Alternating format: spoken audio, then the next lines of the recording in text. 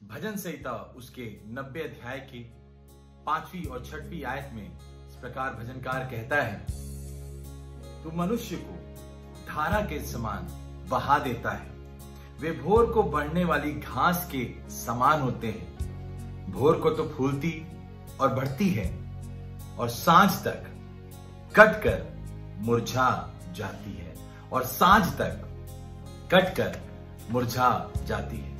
खुदा यीशु मसीह के जलाली, मुबारक, मधुर, मीठे, यशस्वी जलाली नाम में आप सबको जय मसीह की।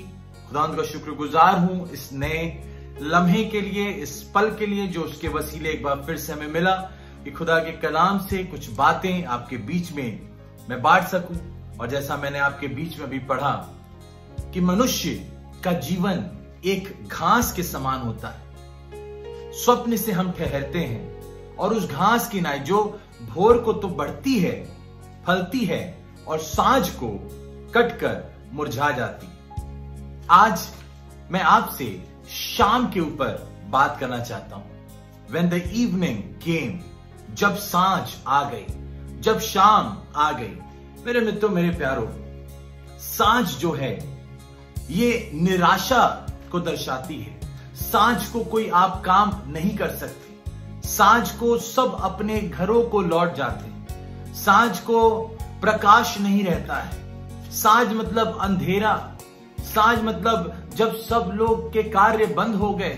और आज की इस सुबह मैं खुदा के कलाम से आपके बीच में ये शाम के ऊपर कुछ चर्चा करना चाहता हूं। जब सांझ आ गई, when the evening came, and the text I've taken from Mark chapter 4 verses 35 onwards।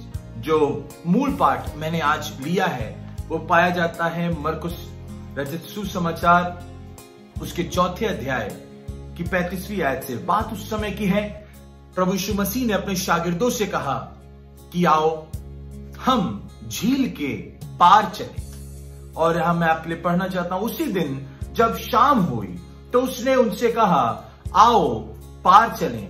और वो भीड़ को छोड़कर उससे जिस हाल में था कश्ती पर साथ ले चले। तब बड़ी आंधी चली और लहरें कश्ती पर यहां तक टकराई कि कश्ती में पानी भरा जाता था। इस पाठ को जब मैं पढ़ रहा था, बाइबल में लिखा है कि जब सांझ हुई, प्रभु ने अपने शागिर्दों से कहा, आओ हम पार चलें। जब मैं इस वाक्य को पढ़ रहा था तो एक बात मेरे सामने आकर के ठहर गई। जब सांझ हुई, when the evening came, जब शाम हो गई, तो मैं ये सोचने लगा, शाम का पहर जो होता है, कोई काम नहीं होता है, निराशाएं आ जाती हैं, नाउम्मीद हो जाते हैं। जिंदगी में शाम आ जाती है कई बार जब डॉक्टर्स जवाब देते हैं। जिंदगी में कई बार शाम आ जाती है जब हमारी आर्थिक समस्याएं हमें घेर लेती है। जिंदगी में कई बार हमारे सांझ आ जाती है जब हमें छोड़ करके चले जाते हैं। जिंदगी में कई बार हमारे सांझ आ जाती है जब हमारे काम नहीं बन पाते हैं, जब हमें नौकरी नहीं मिलती है, जब हमारी जिंदगी में जो हमने कल्पना किया था वो बातें नहीं हो पा रही है। सांझ आ गई है, नाउम्मीद हो गए हैं। और उसी समय सांझ को प्रभु कह रहे हैं चेलों से कि आओ हम पार चले। मेरे मित्रों, मेरे प्यारों, 35वीं आयत इतनी खूबसूरत ये आयत है क्योंकि शाम आई हुई है, सांझ आई हुई है। Evening has come, but God Jesus is telling to his disciples, let us go to the other side of the lake.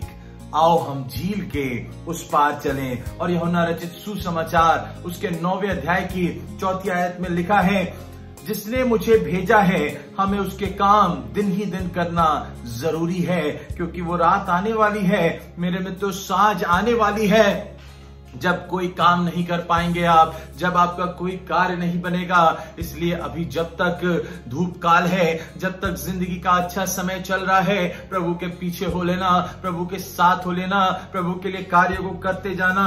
उम्मीद जब खो दोगे, ना उम्मीद हो जाओगे। जब सांझ आ जाएगी, जब परेशानियों ने घेर लिया होगा मित्रों, कई बार समझ नहीं आएगा कि क्या करें। पर अगर खुदा के करीब रहोगे तो सांझ भी आ जाएगी, तो वो खुदा कहेगा आओ हम पार चलें, यानी वो कहना चाहता है आओ हम, मतलब प्रभु भी इसमें शामिल है। हम मतलब एक नहीं होता है, हम मतलब कई लोग होते हैं। हमारा प्रभु हमारे भी साथ है, हमारे परिवार के भी साथ है, हमारे अपने लोगों के साथ है। और शाम को चेलों से कह रहा है कि आओ हम पार चलें। और जब आपको जीवन परेशानियों में ला करके खड़ा कर देगा, जब आपको समझ नहीं आएगा कि किस किनारे जाएं, जब जिंदगी की कश्ती ऐसे किनारे पर आकर के ठहर गई है जहां पार जाना असंभव समझ में आता है, पर अगर खुदा के करीब बैठे हो, खुदा की हुजूरी में बैठे हो, खुदा की नजदीकी में बैठे हो, तो मैं आपको यकीन दिलाना चाहता हूं सांझ आ जाएगी, पर आसमान का खुदा कहेगा कि आओ हम पार चलें। वो हमें उस पार लेकर के जाएगा, वो हमें निराशाओं से उबार करके खुशियों में लेकर के जाएगा, वो हमारी समस्याओं से परे हमें आशीषों से तृप्त करेगा, वो हमारी बीमारियों का इलाज करेगा, वो हमें शिफा देगा और कहेगा आओ मेरे बेटे, आओ मेरी बेटी, और मिल करके हम उस पार चलेंगे। सांझ आ गई थी, शाम आ गई है, evening has come, but I am there to take you over. मैं हूं तुम्हें पार ले जाने के लिए। और मैं आपको बताना चाहता हूं मेरे मित्रों, मेरे प्यारो, जब हम इस संसार में रहते हैं तो हम भी एक यात्री हैं। We all are a traveller, we all are a pilgrim. हम एक यात्री जैसे हैं और हमारी यात्रा कहाँ है? हमें स्वर्गीय देश को जाना है। अगर मैं आपसे एक सवाल पूछूं, कितने लोग स्वर्ग जाना चाहते हैं? आप सबके हाथ उठ जाएंगे।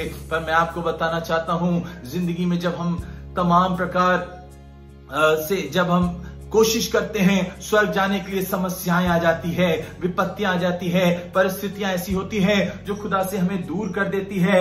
और मैं आपको बताना चाहता हूं कि सांझ ये जब आ जाएगी आपके जीवन में, आपको ऐसे उदास कर देगी कि तुम तो स्वर्ग नहीं जा सकते हो, तुम आसमान के घर में नहीं जा सकते हो।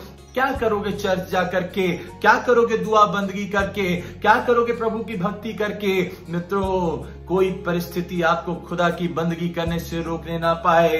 अगर सांझ आ भी जाएगी तो प्रभु आकर के कहेगा मेरे बेटे, मैं तुम्हें पार लेकर के चलूंगा, मेरे लोगों, मैं तुम्हारे साथ साथ आगे होकर के चलूंगा। क्योंकि मेरे मित्रों, वो प्रभु हमारा ऐसा प्रभु है जिसने कहा है मेरी कही बातें वो सार्थक होती हैं। जो मैंने कहा वो बातें सार्थक होती है और वो सत्य होती है, क्योंकि उसने अपने वचन को महत्व दिया मेरे मित्रों। और मैं आपको बताना चाहता हूं, अपने शागिर्दों से कह रहा है प्रभु, सांझ आ गई है, आओ हम उस पार चलें। मैं तुम्हें यहीं नहीं छोड़ूंगा, मैं तुम्हें इस हाल में नहीं छोड़ूंगा, मैं तुम्हें इस परिस्थिति में नहीं छोड़ूंगा, मैं तुम्हें निराशाओं में नहीं छोड़ूंगा। मेरा मित्र प्रभु कह रहा है आओ हम पार चलें। और हमें भी तो पार जाना है। बहुत सारी सांझ समस्याएं बनकर हमारे जीवन में आ बैठी है, बहुत सारे सांझ एक्सक्यूजेस बन करके हमारे जीवन में आ बैठी है कि हम चर्च नहीं जाएंगे, हम दुआ नहीं करेंगे, हम प्रार्थना नहीं करेंगे, हम गवाही नहीं देंगे। मित्रों, सांझ को अपने ऊपर चढ़ने मत देना, सांझ को तुम्हें विवश मत करने देना, और सांझ से कह देना ज्योतियों का पिता, the light of the world is with me. मेरा खुदा, मेरा पिता जिसने कहा, इसलिए तो प्रभु ने कहा मित्रों कि I am the light of the world, मैं जगत की ज्योति हूं और तुम भी जगत की ज्योति हो। कभी मौका मिलेगा तो मैं आपको इस बारे में बताऊंगा क्यों प्रभु ने बोला कि मैं भी जगत की ज्योति हूं और तुम भी जगत की ज्योति हो। क्योंकि सांझ आने वाली है, क्योंकि शाम आने वाली है, और कई लोगों की जिंदगी में, यहां तक कि मानव रूप हम जब लेकर के इस पृथ्वी पर रहते हैं तो सांझ कहीं ना कहीं हमारे जीवन में आ जाती है, हमें घेर लेती है, परिस्थितियां हमें घेर लेती है, परेशानियां हमें घेर लेती है, तंगाइयां हमें घेर लेती है। समझ नहीं आता है किस राह को हम आगे को जाएंगे। पर मैं आपको बताना चाहता हूं, अपने हाथ को खुदा के हाथों में सौंप देना, कहने लगना मेरे खेवनहार आप हैं, मेरे नैया के खेवनहार आप हैं। मझदार में जरूर हूं, सांझ जरूर आ गई है, पर मैं जानता हूं कि मैं पार जरूर जाऊंगा, क्योंकि प्रभु ने चेलों से सांझ को कहा कि आओ हम पार चले। और शाम को अगर आपकी जिंदगी में कोई शाम है, अगर कोई सांझ है, कहने लगना मेरा प्रभु मेरे साथ है जो कि मुझे पार लेकर के जाएगा। कई बार हमारी गलतियों से हमारे जीवन में सांझ आ जाती है, कई बार हमारी नालायकियों की वजह से, कई बार हमारे पाप की वजह से, कई बार हमारी गलतियों की वजह से मेरे और आपके जीवन में वो शाम आ जाती है जब ना उम्मीद हो जाते हैं, जब हमें कोई सहारा नजर नहीं आता है, जब समझ नहीं आता है कि जिंदगी कैसे आगे गुजर बसर होगी। मैं आपको बताना चाहता हूं, खुदा के करीब आ जाना, अंगीकार करने लगना, पश्चाताप करने लगना, कहने लगना प्रभु मेरे से ये गलती हुई है और मैं अंगीकार करता हूं और मैं कहता हूं कि आप हमें पार लेकर के चलिए। मैं आपको एक घटना का जिक्र बताना चाहता हूं, मैं एक घटना के बारे में आपको बताना चाहता हूं जिसका जिक्र हम पाते हैं यहोशू की किताब उसके 7वें अध्याय की 9वीं आयत से।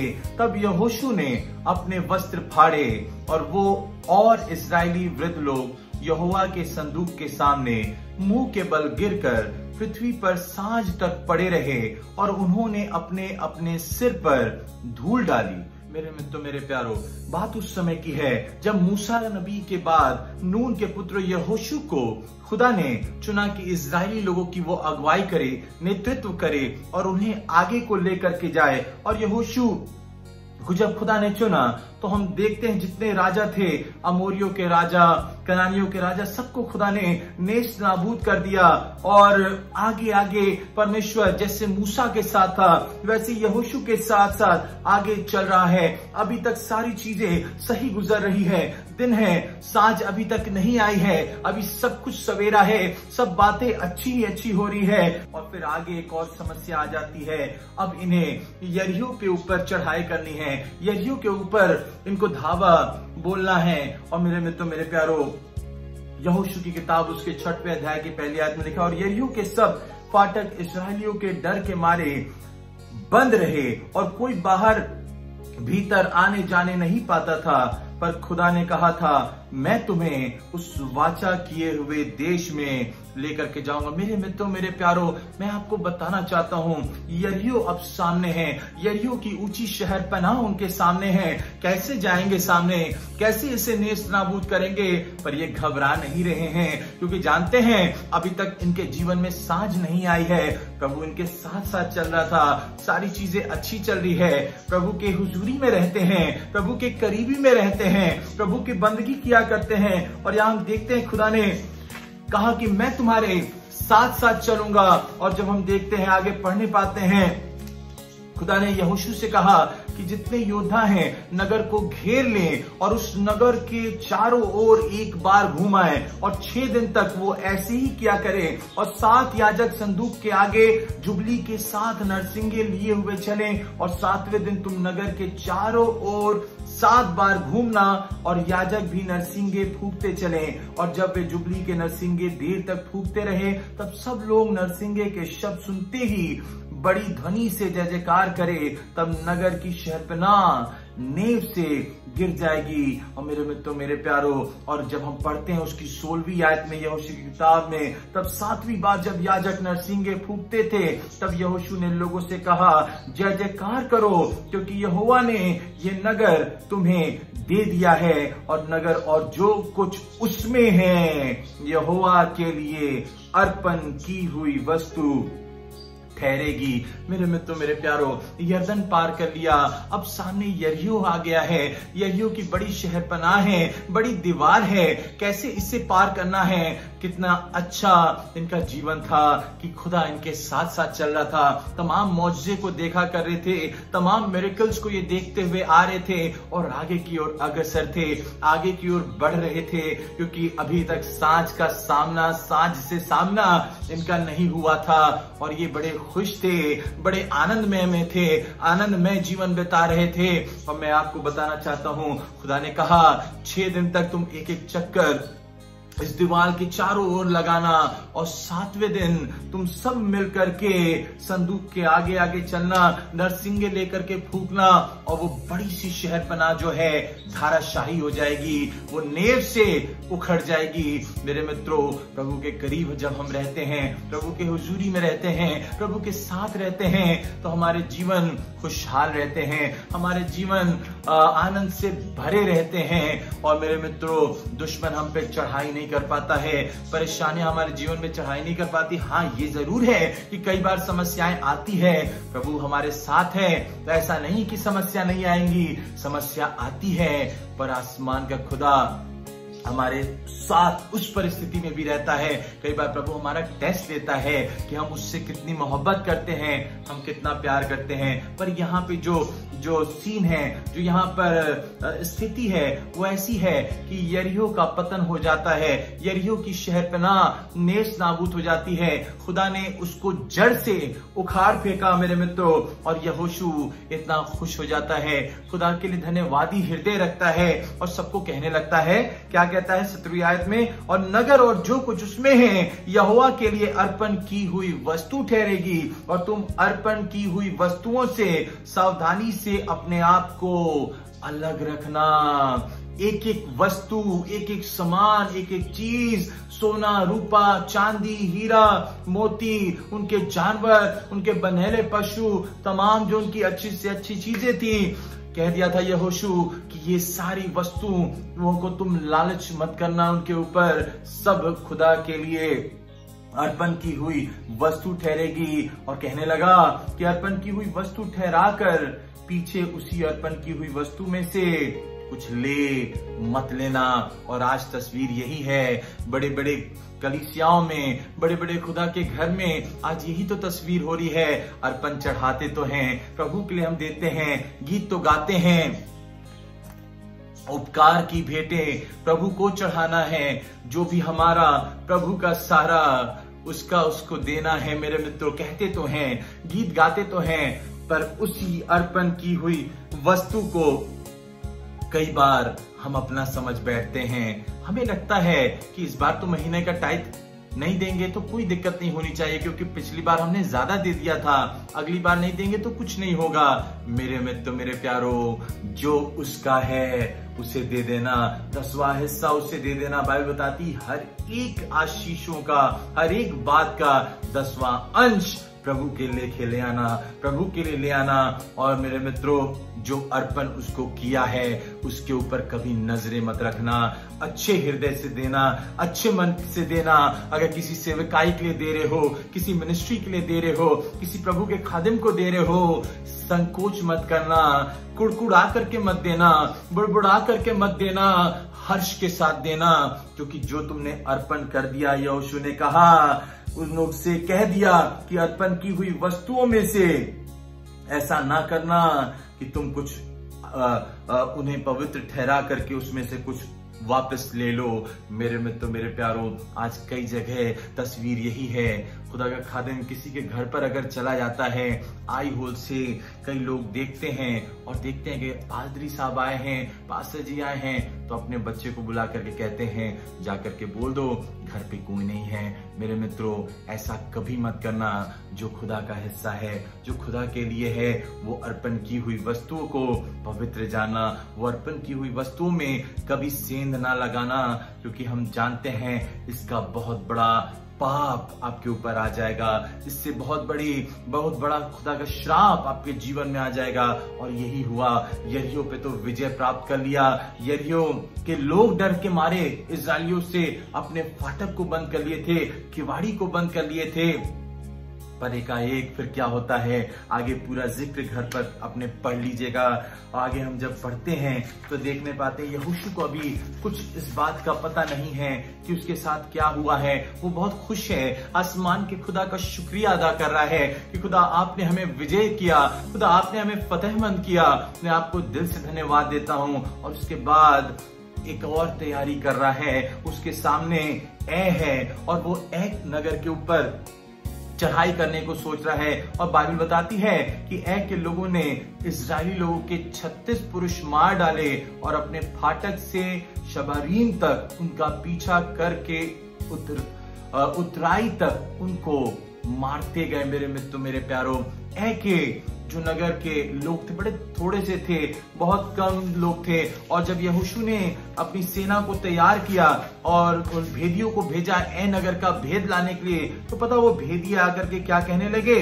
वो कहने लगे कि के ऊपर विजय आराम से, आसानी से पा सकते हैं। मेरे मित्रों, मेरे प्यारों, यहोशू नहीं जान रहा है खुदा ने साथ छोड़ दिया है, क्योंकि वहां पर इजरायली लोगों ने यरीहो के सामान में से जो अर्पण की हुई वस्तुएं थी उसको अपने करीब रख लिया, अपने लिए रख लिया, अपने लिए सोचने लगे, खुदा के लिए अर्पण नहीं किया।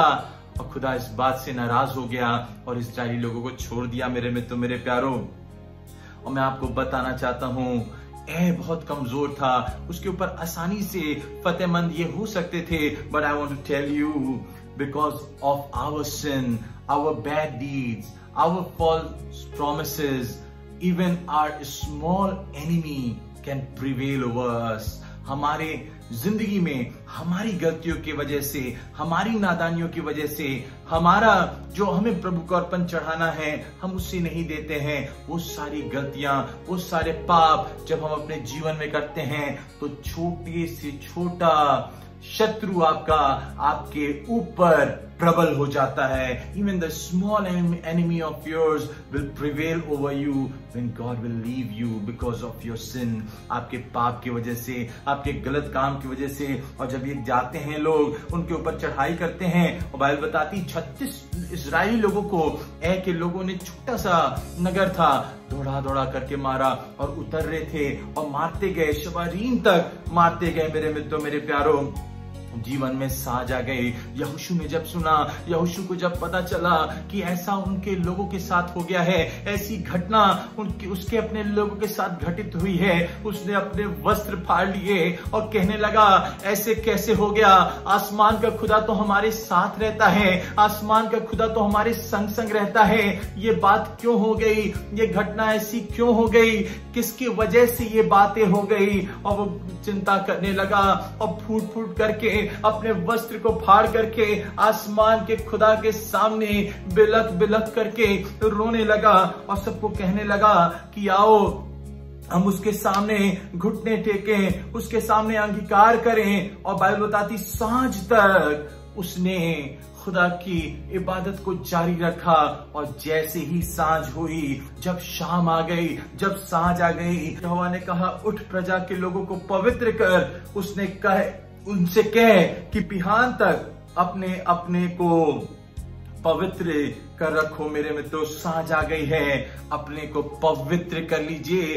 अंधेरा आ गया है, शाम आ गई है, जिंदगी में कुछ समझ नहीं आ रहा है, एक काम करने लगिएगा, उसी सांझ में अपने आप को पवित्र करने लगेगा। क्योंकि खुदा ने कहा सांझ तो है, पर अपने लोगों को जाकर के कह दे, बिहान होते समय तक अपने आप को पवित्र कर लें। मेरे मित्रों, बाइबल बताती है, अवसर को बहुमूल्य जानो, क्योंकि दिन बुरे हैं और वो भरमाने वाला घूम रहा है। खुदा ने कह दिया था, प्रभु ने कहा कि अंत के दिनों में बहुत सारे ऐसे भरमाने वाले घूमेंगे जो मेरे नाम से तुम्हें भरमाएंगे। मेरे मित्रों, सांझ आ गई है, प्रभु का आना बहुत करीब है। अपने आप को पवित्र कर लेना, अपने आप को पाक कर लेना, अपने आप को खुदा के लिए समर्पित कर देना। और सांझ तक जब यहोशू इबादत करता रहा, जब प्रभु के सामने अंगीकार करता रहा और रो रो के प्रार्थना कर रहा था, सांझ को जब कोई उम्मीद नहीं थी, सांझ को जब कोई आशा नहीं थी, सांझ को दिन भर दुआ कर लिया, अब सांझ हो गई है, प्रभु का जवाब नहीं मिल रहा है, सांझ को ही आसमान के खुदा ने यहोशू को उत्तर दिया। सांझ को ही प्रभु ने उसे जवाब दिया कि क्यों तू इस भांति मुंह के बल पृथ्वी पर पड़ा हुआ है। In our weakness, in our misery, when we are weak, when we least expect, जब हम सोचते ही भी नहीं है, जिस पल हमें लगता भी नहीं है, जब हमें लगता अब तो सांझ आ गई है, अब तो परिस्थिति हमारे हाथ से निकलते जा रही है, अब तो सांझ आ गई है, अब तो कैसे चलेगा, अब तो डॉक्टर ने भी जवाब दे दिया है, अब तो दवाइयां बेअसर हो गई है, सांझ जीवन में आ गई है, सांझ ने हमें घेर लिया है, सांझ ने हमें चारों ओर से से हमें घेर के रखा है, पर मैं बताना चाहता हूं, इबादत करते रहना, अंगीकार करते रहना, दुआ करते रहना, खुदा के सन्मुख अपने आप को नतमस्तक कर देना। और मैं आपको यकीन दिलाना चाहता हूं, वो आसमान का खुदा तुम्हें उत्तर दे करके कहेगा, क्यों तू इस भांति भूमि पर पड़ा हुआ है? अपने आप को पवित्र कर ले, अपने आप को साफ कर ले, अपने आप को पाक कर ले। मेरे मित्रों, मन में ईर्ष्या है, मन में जलन है, सामने बड़ी अच्छी बातें करते हो, सामने बड़े अच्छे से खुश करने वाली बातें को करते हो और मन में किसी के लिए बुराई रखते हो। याद रखना, जीवन में सांझ आ जाएगी। याद रखना, जिंदगी में शाम आ जाएगी। मेरे मित्रों, अपने हृदय को, अपने जीवन को प्रभु रूपी बना लेना, प्रभु के पद चिन्हों पे चलने लगना, क्योंकि हम जानते हैं हम तो मनुष्य हैं, हमारे भले कार्य भी तो मैले चित्रों की तरह होते हैं। और मित्रों, यही सारे कारण हैं हमारे जीवन में सांझ आ जाती है। पर अगर प्रभु के साथ हो, अंगीकार कर रहे हो, प्रभु आपको सांझ में उत्तर देने की सामर्थ्य रखता है। जब शाम आ जाएगी, जब समझ नहीं आएगा, जब हर जगह अंधेरा रहेगा, प्रभु आपकी प्रार्थनाओं को सुन करके आपको उत्तर देने की सामर्थ्य रखता है। मेरे मित्रों, मेरे प्यारों, और यहाँ पर मैंने जैसे आपके लिए अपना टेक्स्ट मेन जो था, मेरा मूल पाठ मैंने आपके लिए पढ़ा, मरकुस 4:35 में सांझ आ गई थी, चेले घबरा गए थे और सांझ के पहर में आंधी तूफान आ गया, परेशानियां आ गई। इसलिए बाइबल बताती है धर्मी जन पे बहुत सारी विपत्तियां पड़ती है। सांझ तो थी, तूफान भी आ गया और भंवरे भी उठने लगी, पर निराश नहीं होना। प्रभु हमारा हमारे साथ है। Even when the tides are against you, even when the world seems against you, even when the circumstances are standing against you, don't be afraid. Don't fear the circumstances, the situation, because God is standing in the midst of you, in the midst of your problems, in the midst of your evening. जब सांझ आ गई है, जब सांझ आ गई है, आसमान का खुदा आपके साथ है। वो आपके ऊपर अपनी नजरें बना करके रखता है। और इसलिए प्रभु ने कहा, सांझ को आओ हम पार चलें। अकेले नहीं भेजा, ये नहीं कहा कि तुम चले जाओ, मैं आऊंगा। आओ हम पार चलें। In our evening, in our difficulties, in our sorrows, in our sickness, God is telling us, let us go to the other side. Let us, एक साथ आओ हम उस पार चलें। तुम्हें अकेले नहीं जाना है। सांझ आ तो गई है, शाम आ तो गई है, पर मैं तुम्हें दूसरे छोर पर ले करके जाऊंगा। मैं तुम्हें स्वर्गीय देश ले करके जाऊंगा। सांझ आ गई है। संसार में रहते हो, द्वेष है, ईर्ष्या है, जलन है, मतभेद है, अपने लोगों ने ठुकरा दिया है, अपने लोग प्यार नहीं करते हैं, किसी पे तुमने ट्रस्ट किया, उसने तुम्हें बिट्रे किया, उसने तुम्हें धोखा दिया।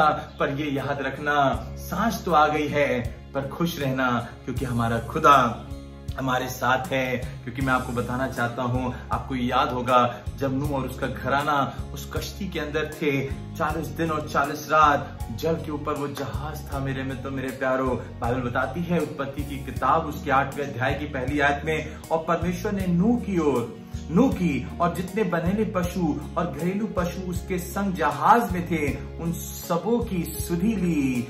गॉड रिमेम्बर्ड नोआ। जब सांझ थी, हर जगह जल था, हर जगह निराशा थी, हर जगह नाउम्मीदी थी, प्रभु हमारा आसमान का खुदा हमें भूलता नहीं है। हमारा प्रभु हमें भूलता नहीं है। सांझ आ गई है, शाम आ गई है। The evening has come where there seems no way.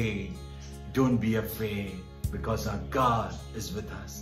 And that's why he told his disciples, let us go to the other side. आओ हम उस पार चलें। सांझ को उस पार चलें। सांझ को प्रभु हमारे साथ, हमारे और आपके जीवन को उस पार ले जाने की सामर्थ्य रखता है। मैं उम्मीद करता हूं आज आप इस कलाम से आशीषित हुए हैं और इस कलाम को अपने लोगों तक बांटें, अपने प्यारे लोगों के बीच में शेयर करें, जिससे कि जिसके जीवन में अगर कोई परेशानी है, कोई सांझ आ गई है, तो ये खुदा का कलाम उसके जीवन को ताजगी बख्शे, उसकी जिंदगी को बल दे, वो काफ के माने जोरावर करे। आप सबको जय मसीह की, प्रेज द लॉर्ड। और मैं दिल से धन्यवाद देता हूं कि आप अपना बेशकीमती समय हमें देते हैं और हमारी मिनिस्ट्री के साथ जुड़े हुए हैं।